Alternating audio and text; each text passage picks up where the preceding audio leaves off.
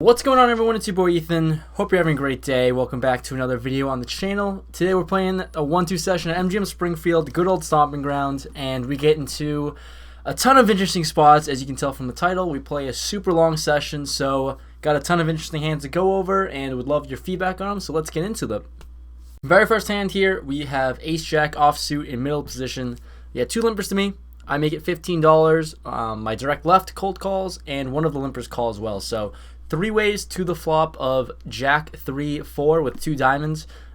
Pretty dry flop, but always trying to charge the max for flush draws since that's pretty common. So when it checks to me, I'm gonna bet 20 bucks, and they both end up making the call. So when they both call, figured one of them's got to be on the flush draw or something. So the turn is a 7, not a diamond, and when it checks to me again, I decided to size up since they're both fairly small stacks. I think they have maybe 115 behind or so, so I decided to size up to $55. The button makes the fold, and the limper jams for $65 more. Mainly reasons why I wanted to size up so big was to just get it all in on the turn, trying to induce that, but also understand that I hear from anyone that is better than me or that is stronger than me. So I had intentions of folding, but I feel like I'm a little too strong to fold for just so little, honestly, in practicality wise. Just folding $65 more in this pot with top pair, top kicker seems a little too nitty, so I decided to make the call. And the river is a brick, don't remember what that was, but he shows pocket threes for the set, and we lose that one there. So I had a little bit of a plan to fold, but didn't, and we just lose to a set there. Second hand, we are in the cutoff position and looking down at pocket fives. Three limps to the button. I limped, and the button makes it $15, my direct left, and all the limpers call, including me. So we are four ways to the flop. Flop is very decent for us. It's king 5 king, flopping a boat there. Honestly, I'm loving this position here. So when it checks to me, I'm going to check it back because I'm hoping, praying the cutoff has a king in this spot here, or at least he'll at the very least continue in position. So checks to the button, who bets $65. One of the late position players call, I think he was the hijack or something like that. He was the same player in the first hand that we went over that won the hand. So late position calls, and once again, they're still both fairly short. They have about 115 behind at this point in the session. So with the essential nuts, I'm putting both of them on a king. I don't really see why they both would call without a king, or at the very least, the middle position player has a king. So I decided to just call here with the plan to jam on the turn, on any turn card actually. So the turn becomes a 10. Not a very ideal card for us, as king 10 obviously gets there and beats us, but obviously we just lose to that one specific hand there. So when it checks to the button again, hijack checks, I check, button ends up jamming for 95 total, and actions on the late position player, he thinks and rejams for 115 total, and 115 for me to call, and I'm gonna end up making the call in this spot. I think there's nothing for me to do, and obviously the late position player hijack has king 10, button has king 8, and the river is literally the worst river in the deck for me. It's another 10. So ends up they both chop. I'm the loser. They just chop up my money, and we go on to the next hand. So that was definitely a huge cooler for us there. We flop the essential nuts and lose that one on an unfortunate round. So that's one of two to go. So the second one's going to come soon. But yeah, I think that's just an unfortunate run out. There's not much I could do there, so lost that one. Third hand, we have aces in under the gun position versus kings. At this point, I'm a fairly small stack. Just didn't rebuy at the time. Didn't hit the ATM yet. Just didn't bring enough cash on me because I've been chipping down a ton. But under the gun, I lead up for $12. We have a middle position player who raises to 25. He's been playing fairly tight, and it folds to me, so I ended up making the call, and didn't want to scare him away with a 4-bet. 4-bet seems very strong, but wanted to just keep all his bluffs in range and go from there. So the flop comes 5-5-6. I'm first to act. Probably one of the best flops I could ask for, to be honest. I check, and he ends up jamming for about 135 total. I have a little bit less than that. I think I have like 125 or something, but regardless, I'm going to ship it in there, obviously, with aces. So I call, and he flips over. He asks if I have a 5. Shake my head. He flips over kings, and the turn is another ace. So I flip mine over, and we're good with our top set of aces. To forget what the river was, it's pretty irrelevant at this point. But win a decent-sized pot there. Kings, aces versus kings. Always a cooler there, but happy to be on the other side of things for once. The next hand we're going to go over in this video, I'm in middle position with Queen 7 of clubs. Very weird hand, but I ended up limping, and it becomes a 6-way limped pot. Pre-flop action doesn't matter, just a bunch of people limped. So we go straight to the flop, 6 ways of 7-3-4 with 2 spades on the board. The big blind, who's been playing fairly loose, he's a fairly action player, but running really well. He leads out for $5, and 3 people behind call and actions onto me with top pair and a really good kicker. Probably one of the best kickers I could have in this position with top pair. I'm going to raise it up to $25 and just trying to isolate the big blind and get those other people out of there, which is exactly what happens. The big blind is the only caller. We go to the turn, heads up, and comes the queen of spades. It's a fairly interesting spot as the spade draws get there, but I end up turning top 2 pair. So when he checks to me, I'm going to bet $35. And he ends up raising to 75, repping the flush.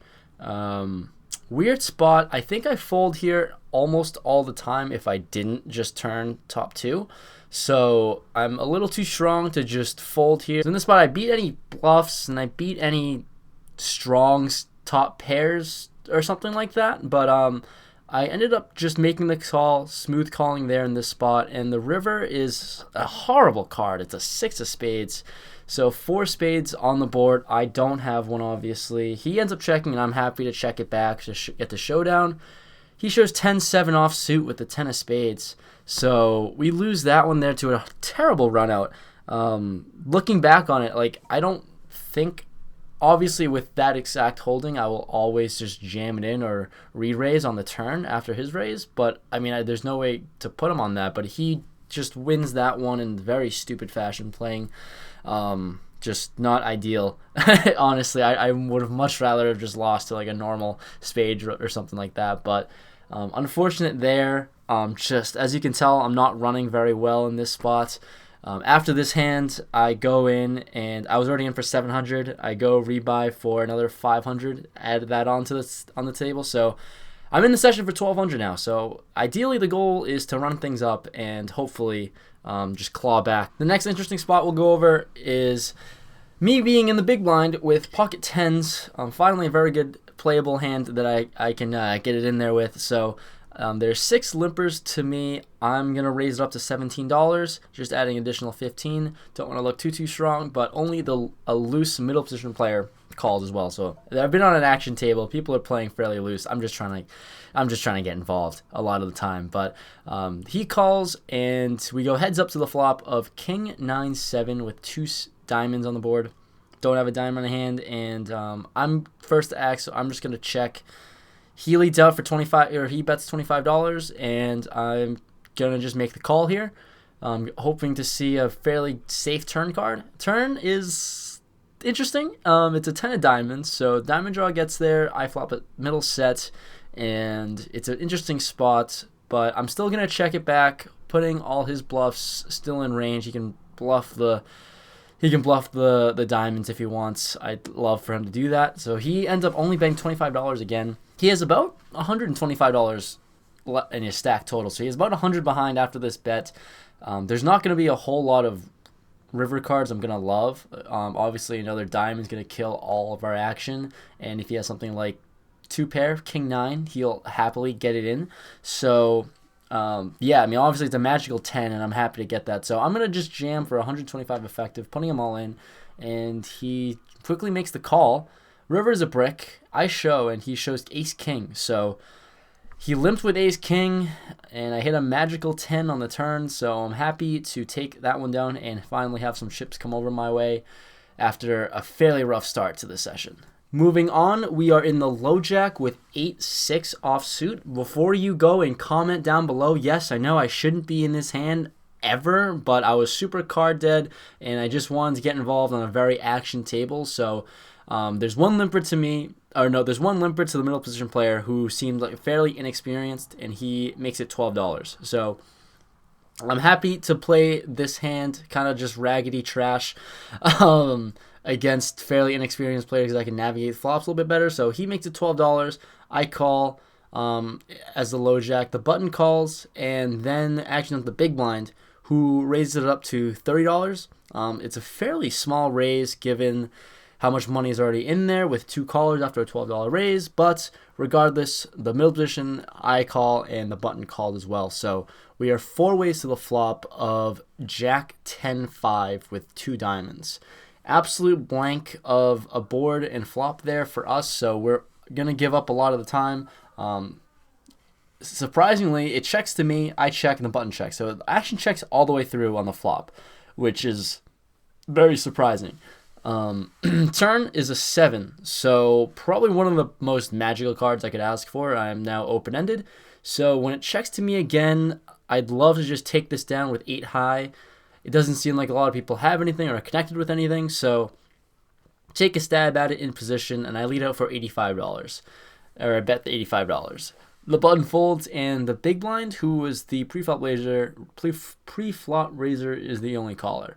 So we're heads up to a river. I'm hoping to spike a 9 or a 4, putting him on a range like maybe pockets something, maybe pocket 9s. I know that takes up 2 of my outs, but I'm hoping he's in a hand like that, where he will make the crying call on the turn there. But the turn is another 10. So given my action, I could have 10x a lot of the time and just have trips. But once he checks again to me, I'm in position. I think it's a decent spot for me to just take a stab and bluff at this. Obviously not going to win with 8 high with no showdown value, so trying to take it down. I ended up trying to bet $150 into this. It seemed like a decent spot at the time, honestly. Even if he has top pair or something, I don't put him on a jack because he just checked 3 streets in a row. So hoping he has pocket 9s or something like that really can't call. But he ends up tanking and then raises to $350. I fold, and he shows pocket jacks. So top set, river to the boat, basically the nuts. And so that was a terrible time, actually, to try and bluff at it on the river. But hey, I feel like I had to take a stab sometime here and there, and got to mix in some bluffs. So I don't bluff too often, but that was one of the times that it didn't work out for me this session. So it is what it is. And the very last hand we will go over, it is a devastating one, and it is one of those times where I flop the nuts and lose. So just a spoiler right there. We are on the button. We straddle on the button with pocket 8s. Pretty good hand to straddle with. So an early position player opens it up to $20, and the hijack raises to $50. Fairly small. I know he just wants the early position player to just make the call there in this spot. So for $50 with a pocket pair, I'm the straddler in position. I'll make the call, and early position calls as well. So we're 3 ways to the flop. Pretty bloated. The flop comes Jack 8. Yep, we flop the essential nuts. And love and life. 2 diamonds on the board too, so flush draw intact. When they both checked to me, I ended up checking it behind in a 3-bet pot. One of my friends told me that I should bet this all the time with the nuts just to increase the size of the pot, especially against a 3-bet of the 3-betters range who consistently either has ace king or over pairs. So he's pretty stagnant and static to just call a lot. But this as played, I ended up checking it back, hoping for someone to just kind of catch up maybe, or at least an early position player to bet on the turn with a jack. Regardless, turn comes a king, and when they both check it back again to me, I'm going to have to make a small bet here for value. hoping for a crying call with someone with ace king, maybe something like that. I only bet $45 into a pretty big pot already, and early position player folds and the hijack player calls. So we are heads up to the river. River comes a 6, so the flush draw bricks out, and he leads out for $150. And when he does that, I mean, I already put him on a fairly tight range of either aces, kings, queens, or ace king. Those are really the only hands that I possibly see him on, and more real because I don't put king jack on him. And when he leads out, he seems fairly strong, and it seems like he's pretty confident in what he has. So I really only put him on aces, ace king, or pocket kings. And with the king on the board, it seems less likely of combinations of pocket kings being out there. So I ended up taking a minute or two to just kind of think about the spot and what I should do. Ultimately, I ended up jamming all in. He had about 300 behind, and really main reason I ended up jamming was because I was already coolered once in a similar spot, and I couldn't possibly run this bad. And also, he could have ace king a lot of the time and could maybe find a crying call. I don't know, but he quickly makes the call with pocket kings, and we lose a fairly huge one there. I guess there's a lot of different things I could have done in that hand, but regardless, with that run out, I think I was going to lose the maximum anyways. I think I could have just easily taken the low variance route and just called that 150, since it is like 73/4 pot at least, or 2/3 pot or something like that. So he seems strong. I could have easily just called and saved myself an extra $300, but that's not something I did. Wanted to go for max value, was a little greedy, but hey, that's just what happened. I'd love to hear what you guys think about that hand in the comments below. But anyways, hopefully you enjoyed the video. I recorded a small little outro, live reactions of like 2 minutes later of what happened after that hand. So I'm a little salty in that, as you can tell. The final stats, I played for 9 hours, and it bought in for $1,200, and I left with $60. So basically a loss of $1,200 on the session. Not the best session at all.